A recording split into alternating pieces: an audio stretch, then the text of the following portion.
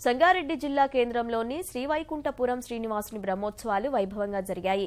స్వామివారి రథోత్సవం కన్నుల పండువగా సాగింది. అనంతరం స్వామివారిని పల్లకీలో ఊరేగింపుగా తీసుకెళ్లారు. శ్రీనివాసుని దర్శనానికి భక్తులు భారీగా తరలివచ్చారు. భక్తులకు ఇబ్బందులు తలెత్తకుండా నిర్వాహకులు చర్యలు చేపట్టారు.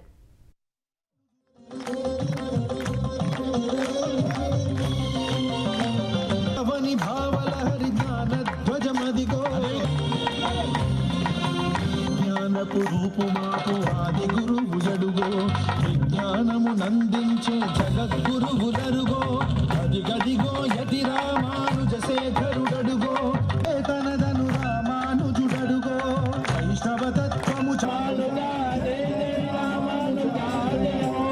రామానుజ శేఖరుడడుగో వైష్ణవ